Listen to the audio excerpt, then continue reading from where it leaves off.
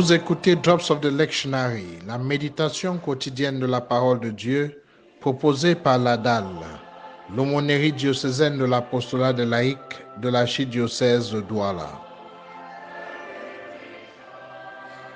Un nouveau jour nous vient de toi, Père, un temps renouvelé par ta grâce, qui nous apporte miséricorde et paix pour ta plus grande gloire.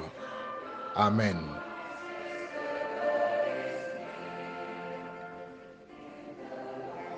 Lecture de la lettre aux Hébreux, chapitre 1, versets 1 à 6. À bien de reprises et de bien de manières, Dieu, dans le passé, a parlé à nos pères par les prophètes, mais à la fin, en ce jour où nous sommes, il nous a parlé par son Fils, qu'il a établi héritier de toutes choses et par qui il a créé les mondes.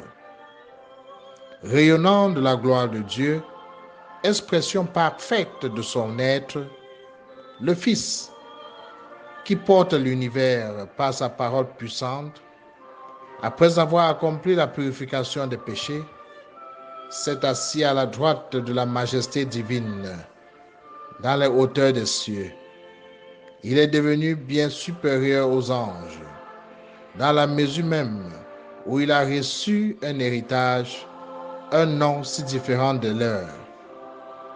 En effet, Dieu déclara-t-il jamais à un ange, « Tu es mon fils, moi aujourd'hui je t'ai engendré » ou bien encore, « Moi je serai pour lui un père, lui sera pour moi un fils » À l'univers, au moment d'introduire le premier-né dans le monde à venir, il dit que se prosternent devant lui tous les anges de Dieu.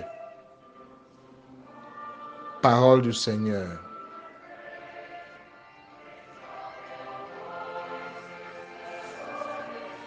Chers frères et sœurs, selon le calendrier de l'Église, nous sommes aujourd'hui le lundi du premier semaine de temps ordinaire, année impaire.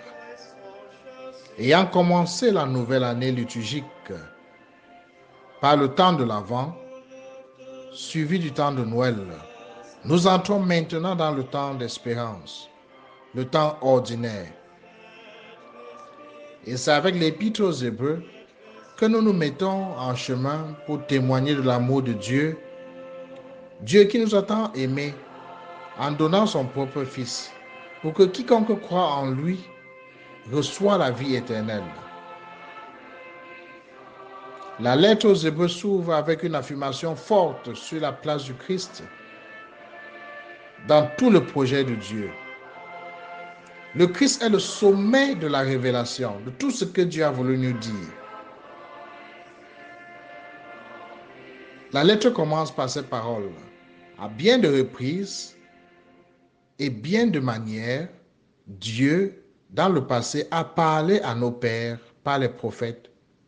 Mais à la fin, à ce jour où nous sommes, il nous a parlé par son Fils. Notons bien, Dieu, en ce dernier temps, nous a parlé par son Fils. Il nous a parlé et il ne cesse de nous parler par lui. Bien que dans le passé, il ait fait de différentes manières. Une autre tradition nous dit, dans le passé, il nous a parlé de façon fragmentaire. Certes, cela implique les prophètes de l'Ancien Testament, pour le peuple de Dieu. Mais pour nous autres, nous Africains, les chemins fragmentaires de la révélation sont multiples et continuent à avoir leur influence sur nous.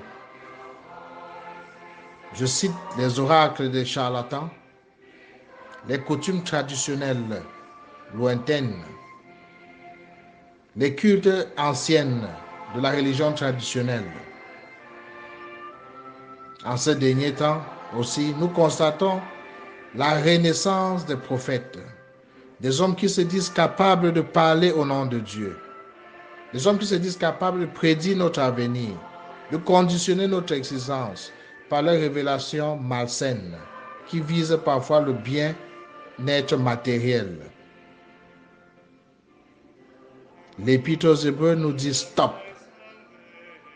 Il n'y a pas de vraie révélation en dehors de Jésus, en dehors de sa parole, de sa vie donnée et célébrée dans le sacrement. Personne ne peut et ne doit nous parler de Dieu sans que ce soit un message que Jésus lui-même relaie dans l'Évangile, que Jésus lui-même porte et transmet à travers l'Église, inspiré par son esprit. Faisons attention. Croire en une personne ou en autre chose, autre que Jésus lui-même, alors qu'il s'est déjà révélé à nous, c'est retourner en arrière. Jésus-Christ est le sommet. Il détient tout ce dont nous avons besoin pour vivre en enfant de Dieu.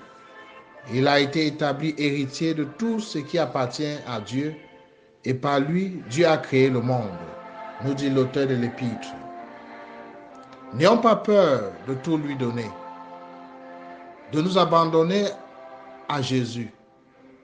Nous avons accès direct à Dieu par lui, à travers nos prières et par le respect de ses commandements.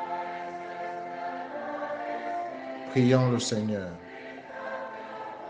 Seigneur, tu as les paroles de la vie éternelle. Délivre-moi de fausses doctrines et de faux prophètes et apôtres qui portent un regard sur moi, sur ma foi en toi, sur ma fidélité à ton corps, l'Église. Fais que je ne sois jamais séparé de toi. Amen. Et que Dieu Tout-Puissant vous bénisse, le Père, le Fils et le Saint-Esprit. Ici l'abbé Michael Chumbu de la Dalle.